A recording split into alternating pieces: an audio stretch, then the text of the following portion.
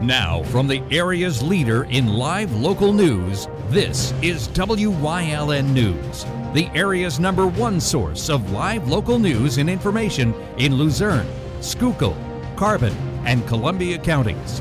WYLN News starts now. Good evening, and thank you for joining us on WYLN News. I'm Preston Endress. Remains found in a Wilkes-Barre residence have been declared human.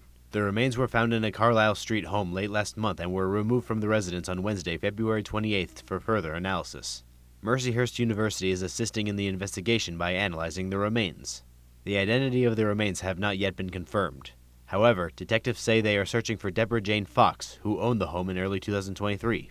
Anyone with information related to the case is asked to call the Wilkes-Barre City Police Detective Division at 570-208-0911. A woman from Wilkes-Barre has been charged after she used a resident's EBT card and stole approximately $8,000. Amanda Quick, who was a former ARC of Northeastern Pennsylvania employee, has been charged after state police of Dunmore received a report of an EBT card gone missing. According to police, the EBT card had been discovered missing in November of 2023, canceled and replaced with a new one. According to the court records, the charges on the card were discovered to be over $8,500 over a 2-year time frame. The ARC policy states that when an employee makes a purchase with the resident's EBT card, that the purchase must be documented, but only $700 have been logged. Officials say Quick abruptly quit the job in January of 2024 and had ties to both areas where the card was being used. The card was also used in a purchase at Wegmans, where a store card with Quick's name on it was used.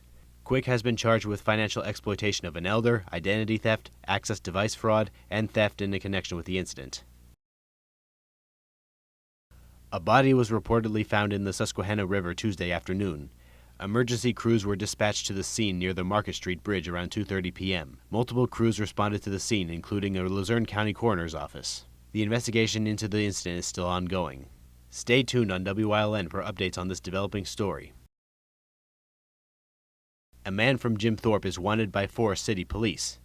Christopher Scott is wanted after he fled from officers during a high-speed chase on March 12th. Police say they first attempted to pull Scott over for a vehicle violation. However, officers say Scott accelerated on his motorcycle, passing several vehicles and driving through multiple intersections. Police say they ended the pursuit after the chase reached speeds of 118 miles per hour. According to police, Scott's last known residence is in Jim Thorpe, and he is known to frequent the Carbondale area. Anyone with information regarding Scott's whereabouts is asked to contact the Forest City Police Department at 570-785-3453. PA State Representative Mike Cabell and State Senator Linda Schlegel-Culver held a coffee and conversation event on Tuesday at Butler Township Community Center in Drums. During the event, residents were invited to enjoy some coffee and donuts while voicing their questions and concerns for the representatives. We spoke with Representative Mike Cabell after the event, who said the crowd was the largest he's had so far. This was phenomenal. This is one of the best turnouts we've had. I've done a couple of Senator Argyle before. Going to continue to do them. I think they're going to continue to grow as people realize that that we're out here and we're doing it. But the turnout was great. We're really happy with the turnout. Cabell said they were able to address a wide variety of issues during the event. So today was a lot of election security stuff, voter ID questions. Lately, we've been getting a lot of questions about the border, that kind of stuff, border security. Unfortunately, there's not much from the state perspective we could do about that, but our attention is on it, and we're doing everything we can from our office. But it was a lot of stuff like that, and actually, there was a good amount of local issues that we discussed here today as well. Cabell said events like this are beneficial to both him and the community. It's important for the 64 or so thousand people that I represent to have a direct line to me so that I know what's important to them. Ultimately, I represent them. That's what's most important to me. So, for me, it's great to get in front of people. It energizes me. I love these things. So we're going to continue to do them and expand on them. We also spoke with Senator Linda Schlegel-Culver after the event, who agreed that the events like this are important for keeping legislators like herself informed. We are elected by them, we are their voice, and that is our job to go to Harrisburg and do that. And I hope people understand and don't forget, we actually work for you. So every time we're on the ballot, I look at it as an interview. When I was in the House, it was about 65,000 people. Now that I'm in the Senate, it's about 265,000 people. And most people don't get an interview with that many individuals at one time. So it's important for us to get that feedback so we know the pulse of your communities, what are the concerns, and don't assume that we know what is going on. If it's not happening to us personally, if somebody didn't already bring it to our attention, it's important that you do that. As a result, Culver said she hopes the participants at the event took away that their questions and concerns are valued. I hope they walk away felt like they were heard, that we were listening, that we heard them, and we're going to take action on the issues they brought to our attention. Culver also said that legislators at all levels would benefit from events like this in the community. I would recommend these events to elected officials at all levels. I think you get to see the pulse of the community, where their frustrations lie, and how you can help them. For additional information about upcoming events, you can visit repcabell.com. Nescopec Township Volunteer Fire Company responded to a motor vehicle accident on Tuesday afternoon. Officials say the crash occurred in the area of Hobby Road and State Route 93. No injuries were reported in the crash. Police are investigating 2 alleged retail thefts at the ShopRite grocery store in Moosic. According to police, the incidents occurred on February 4th and February 27th around 6:30 p.m. The ShopRite store is located on Burney Avenue. Anyone with information regarding the incident or the identity of the suspect shown on screen is asked to call 570-342-9111. Coming up on WILN News, a man is wanted by the Carbon County Sheriff's Office. Plus, a spring craft show is coming to the Four Blooms restaurant in Drums. But first, we'll take a look at our 5-day forecast brought to you by the WILN Weather Kids. We'll be right back.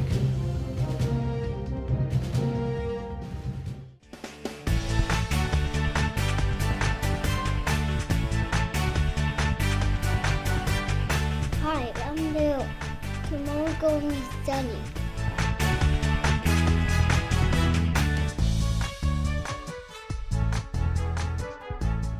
Weather Kids is brought to you by Lehigh Valley Hospital, Hazleton. Your health deserves a partner.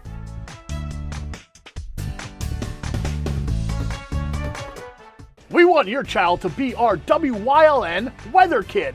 Your child can be our feature weather reporter of the day on WYLN News and WYLN social media posts, just by using your smartphone or any video recording device. It's easy. All ages are welcome, from toddlers to teens. To find out how, go to the weather section of WYLNTV.com or look for our post about it on the WYLN News Facebook page. Submit your Weather Kid video today.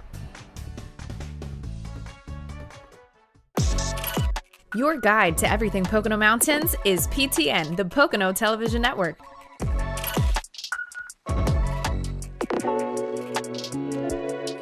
Watch PTN on WYLN. Attention, WYLN viewers! WYLN TV can now be seen on the Hazleton Service Electric Cablevision HD tier, channel 507, and over the air at 35.1. WYLN, we're your local network. There's no better place to shoot than Whitetail Preserve. Their skeet, trap, and sporting clay fields are professionally designed, and all stations are handicap accessible. Whitetail Preserve has resident shooting and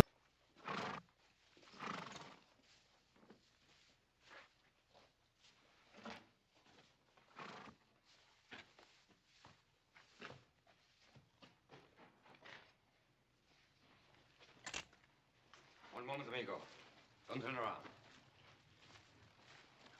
online all the time. Visit our website at WYLNTV.com to check out archive shows and a live stream of our broadcasts. And don't forget to visit all of our social media pages for breaking news, weather, and sports. You can also head directly to our YouTube page for all our programming at youtube.com/WYLNTV35. Subscribe and ring that bell so you get notified every time there's a new show available online.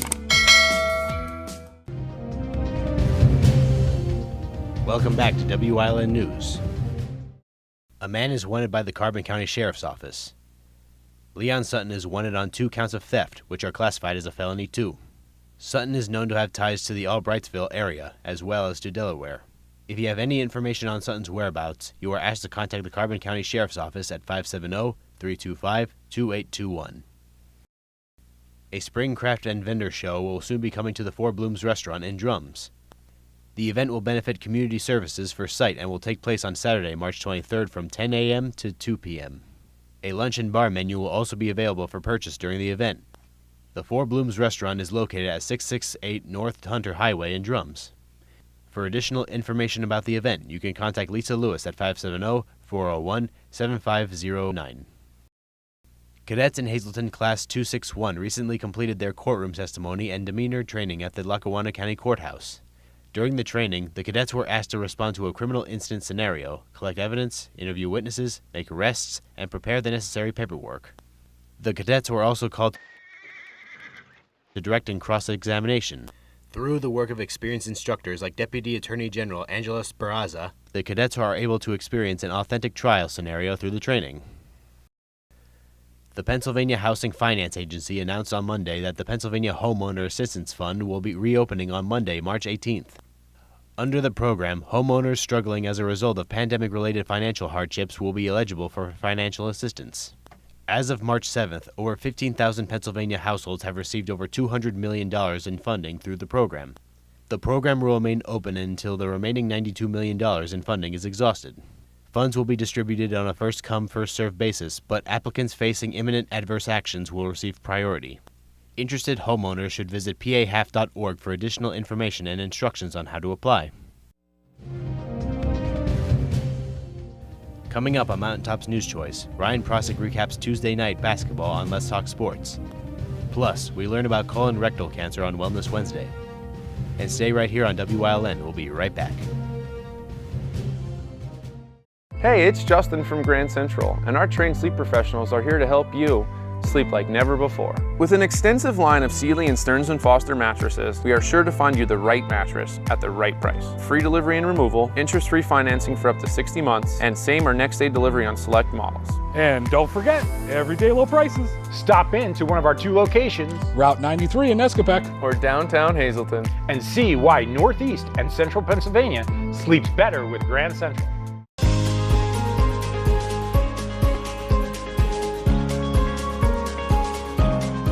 Hello, I'm WYLN historian Chris Fulmer. Pennsylvania's communities are filled with interesting history. Come with me as we discover the people, events, industries, and other historic facets of local towns. What you looking for? Whiskey, senor? Right, all right. Who was she and who was she looking for? Her name was... Car or truck, Cheers Auto Sales has a great lineup of clean, dependable, and quality vehicles. Stop in at 610 North Broad Street in West Hazleton, 570-454-7229. Cheers is proud to be celebrating 70 years in business. When you see news happening in your neighborhood, call WYLN News at 570-459-1869 or email us at news@WYLNTV.com or send us a message on social media through Facebook. WYLN, we're your local network. PPW Nation, get ready for the best of PPW Season 2. Join Paul Bowe, E. Julius Kuiper, Alexander Bravado, Tom Mitchell, and Alex Watt as we take you down memory lane and relive some of the best PPW matches of all time. Saturdays at 5 p.m., Sundays at 10 p.m., only on WYLN.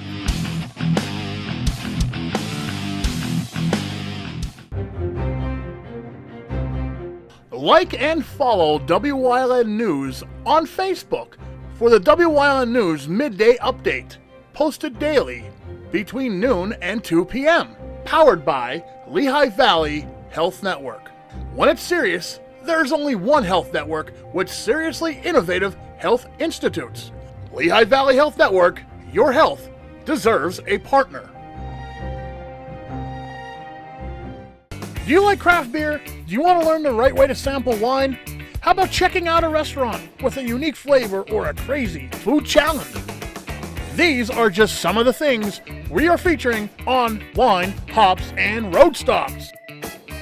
So, spend some time learning about great wine, great beer, and great food on WYLN TV 35.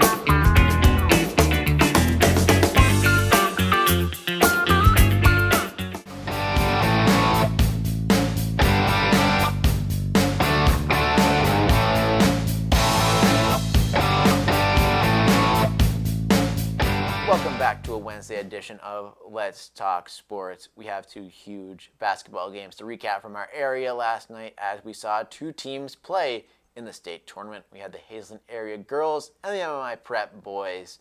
And we're going to start all the way down in Bethlehem with the Hazelton area girls Cougars basketball team. They played Cardinal O'Hara in the second round and they suffered defeat 55-46. They started off slow. It was 14-6 to start off the game. They went on a 6-0 run, which just shows they have absolutely no quit in them. They got to 14-12, and they eventually carried this into a 5-point deficit in the half, down 28-23. But they kept it competitive all the way throughout the basketball game. No signs of quit, and that's just a testament to the group that Coach Gabbio has. And another testament to the group he has was the record looking back on the season. 24-5, an absolutely outstanding record. They had a couple of tournament wins under their belt as well. And it's even more incredible when you realize they're only graduating one senior in Haley Yost, and then they're getting the band back together for the most part next season. So big things on the horizon for the Hazelton area girls Cougars basketball team. And we here at WYLN would like to congratulate them on a absolutely fantastic season. We can't wait to see what comes next for the squad. We're going to transfer over to MMI Prep, where the boys secured a 39-35 victory over High Point, and this game just was back and forth. It was a brutal defensive game. 39-35 is quite a lower score on the terms of high school basketball, and like I said, neither team was given an inch. The first quarter ended 9-9, and that's when we knew we were in store for a defensive matchup. There was countless lead changes throughout the ball game, and the score at half was 19-17 in favor of MMI Prep. But High Point came out swinging in the third quarter. They found themselves up 6, and they ended it with a 3-point lead, which could have been 5, but an absolutely massive play by MMI Prep, a steal and score with a couple seconds left on the clock, kept it to a 3-point deficit for MMI Prep, and the fourth quarter was all about the defense. MMI Prep only allowed 2 points on the defensive end. That is absolutely insane, and they finished the ball game off with clutch free throws by Brendan Brobst, who had 23 of the 39 points for the Preppers. You know, sometimes you just have the hot hand and it's your night, and it was his night indeed. Obviously, he gave a lot of credit to his teammates for the victory because there's no IN team, but man, you can certainly have a heavy impact on the game. But basketball is indeed a team sport, and they got it done largely on the defensive end, because if they were to give up any more points in the fourth quarter, we might be looking at a different outcome. But that team was just absolutely locked in, and they won it, and they are advancing to the quarterfinals, where they'll face Linville Hill, who just won their most recent matchup 83-57.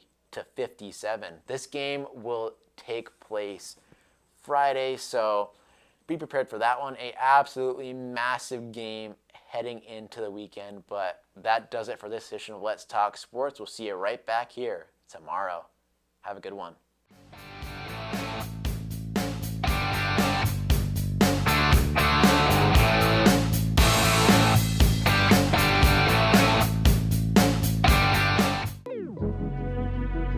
Your guide to everything Pocono Mountains is PTN, the Pocono Television Network.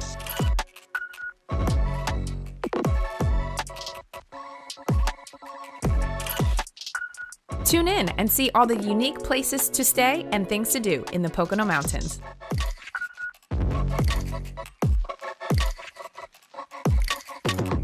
Watch PTN on WYLN. the Castle Auditorium Community Arts Center will be presenting the United States Air Force Heritage of America Rhythm in Blue Band at the Hazleton Area High School, Friday, March 15th. Doors open at 7, concert starts at 7:30. This event is sponsored by the Pasco L. Shivo Memorial Fund of the Luzerne Foundation and the Hazleton Elks Lodge Number 200. This concert is free, open to the public. Tickets can be picked up at Boscov's and Laurel Ball in Hazleton, and tickets will be available at eventbrite.com, and a limited number of tickets will also be available at the door. Hey, did you know WYLN posts news stories and other bonus content on social media all week long? The Weather Kids, Fresh from the Farm, Everyday Heroes, Let's Talk Sports, Feel Good Friday, daily news stories, and more.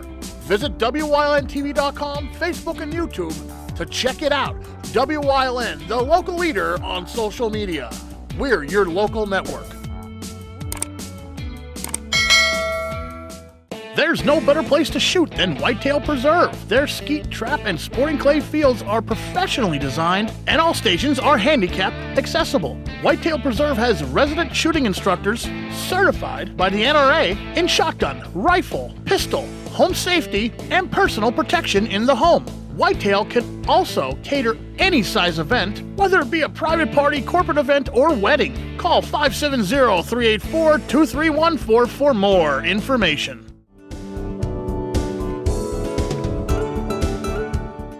Hi everybody, this week on Let's Talk Chiropractic, my old mentor Cy Fulton's going to join me to talk about, can this laser help his right shoulder?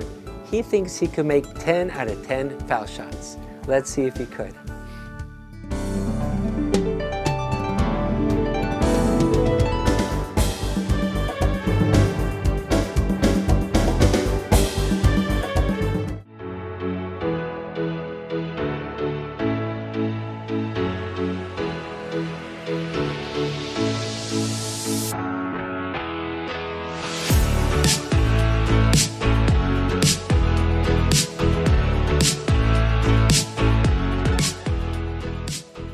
Hi, welcome to Wellness Wednesday. I'm Lisa Marie, and March is Colorectal Cancer Awareness Month. Now, before you turn the channel, we are here to give you some really good information that could be helpful to you or a family member.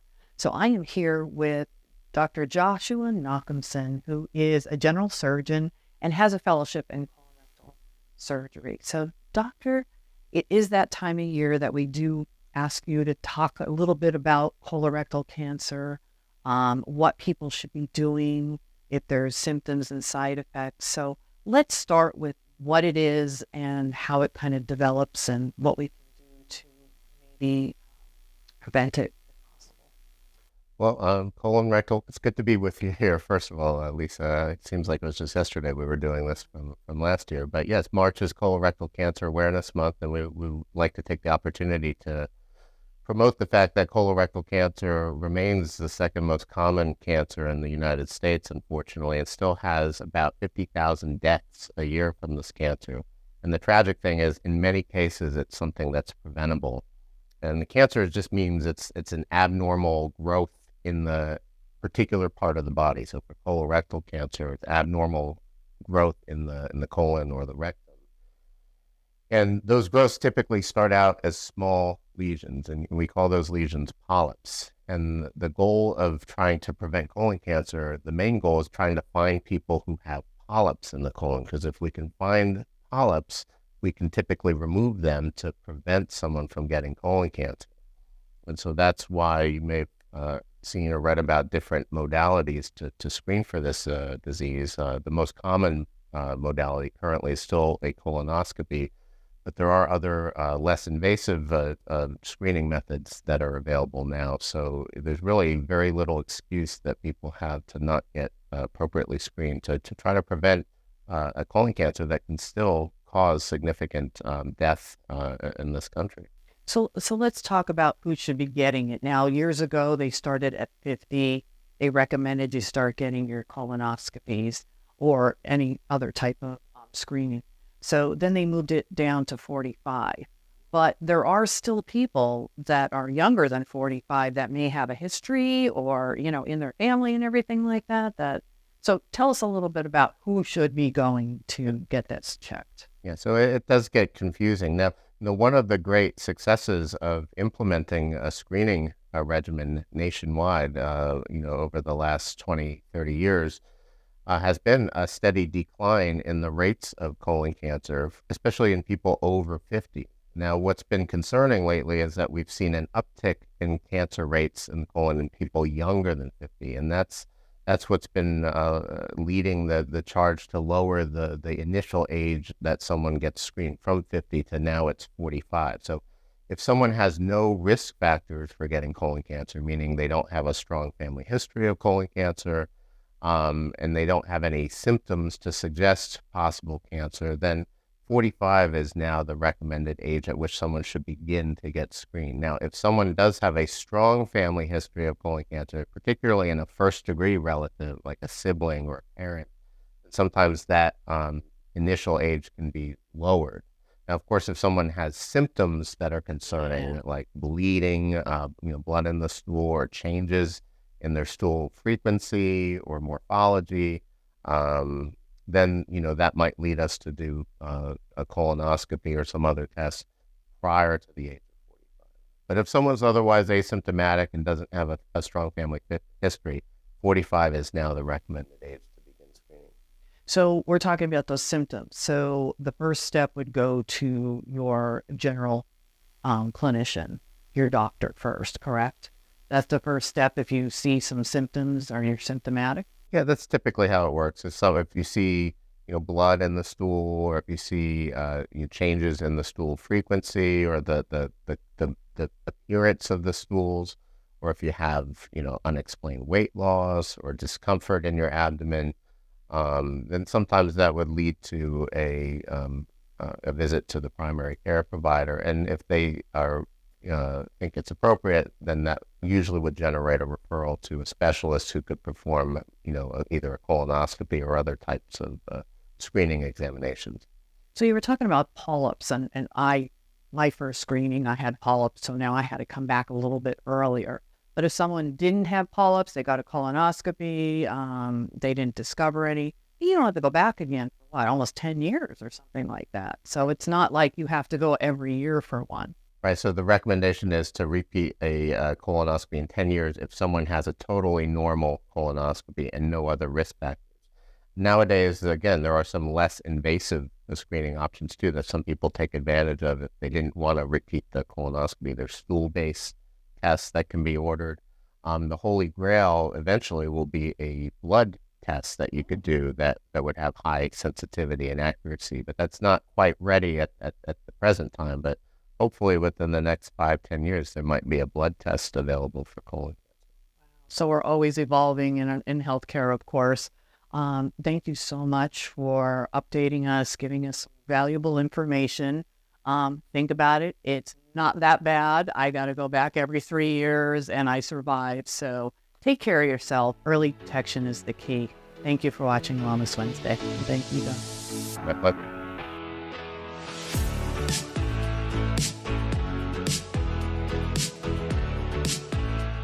If you're just tuning in, here's a recap of our top stories. Remains found in a Wilkes-Barre residence have been declared human. The remains were found in a Carlisle Street home late last month and were removed from the residence on Wednesday, February 28th for further analysis. Mercyhurst University is assisting in the investigation by analyzing the remains. The identity of the remains have not yet been confirmed. However, detectives say they are searching for Deborah Jane Fox, who owned the home in early 2023. Anyone with information related to the case is asked to call the Wilkes-Barre City Police Detective Division at 570-208-0911. A man from Jim Thorpe is wanted by Forest City Police. Christopher Scott is wanted after he fled from officers during a high-speed chase on March 12th. Police say they first attempted to pull Scott over for a vehicle violation. However, officers say Scott accelerated on his motorcycle, passing several vehicles and driving through multiple intersections. Police say they ended the pursuit after the chase reached speeds of 118 miles per hour. According to police, Scott's last known residence is in Jim Thorpe, and he is known to frequent the Carbondale area. Anyone with information regarding Scott's whereabouts is asked to contact the Forest City Police Department at 570-785-3453. And that does it for the news. Remember, the source matters now more than ever. Catch all the latest news and updates on our YouTube, Facebook, or at our website at wylntv.com. Stay with us for a look at the weather.